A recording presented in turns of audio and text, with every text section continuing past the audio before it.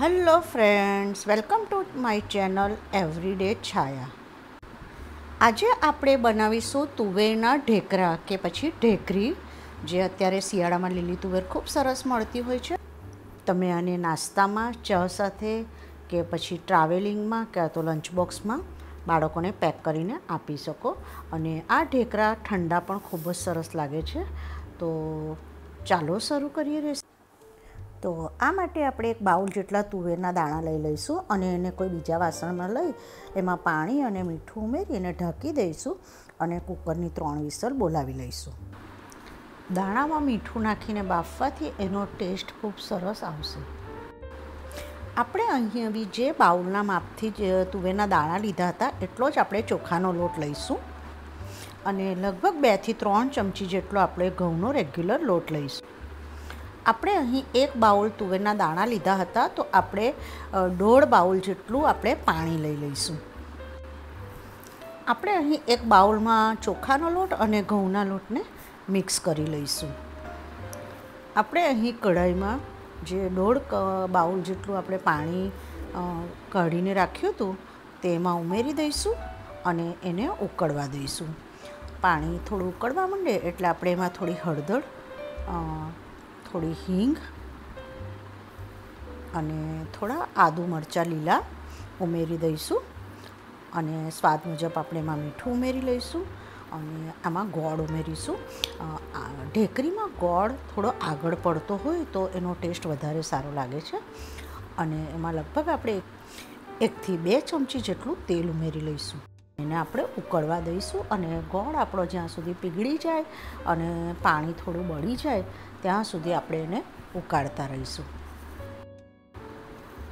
આપણું પાણી બરાબર ઉકળી ગયું છે, તો હવે આપણે એમાં જે ચોખાનો અને ઘઉંનો લોટ સાઈડ પર કાઢ્યો હતો તે આપણે એમાં ઉમેરી દઈશું અને વેલણની મદદથી એને આપણે ફટાફટ મિક્સ કરી લઈશું અને એને ઢાંકી અને થોડી વાર માટે રવા દઈશું. હવે આપણે કુકર ખોલી લઈશું. તો આપણા તુવેરના દાણા બરાબર બફાઈ ગયા છે, તો આપણે એને એક કાણાવાળા બાઉલમાં કાઢી લઈશું જેથી બધું પાણી નીતરી જાય.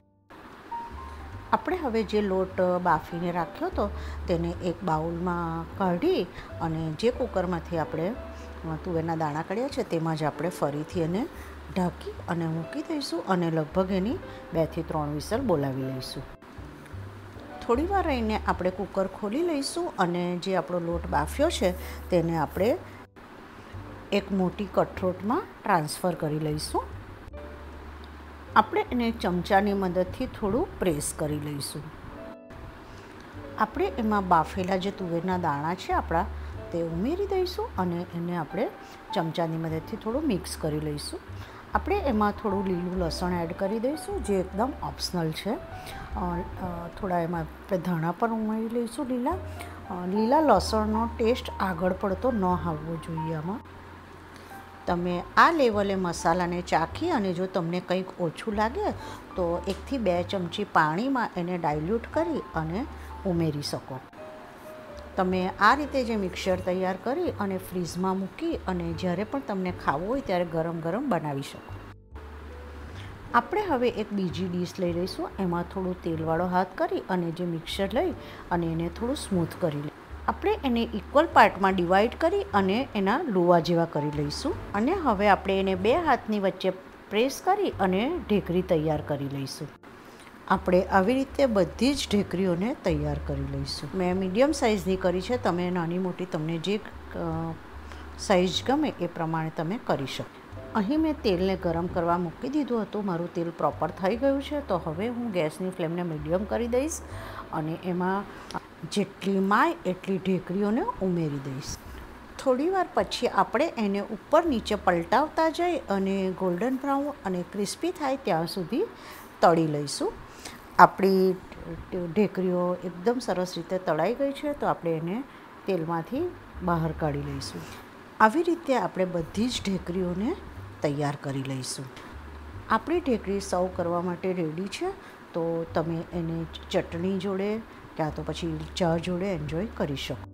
તમે એને ટ્રાવેલિંગમાં કે પછી બાળકોને લંચ બોક્સમાં પણ આપી શકો. Thank you for watching my channel. અને જો તમને મારી રેસીપીઓ ગમતી હોય તો પ્લીઝ સબસ્ક્રાઈબ માય ચેનલ.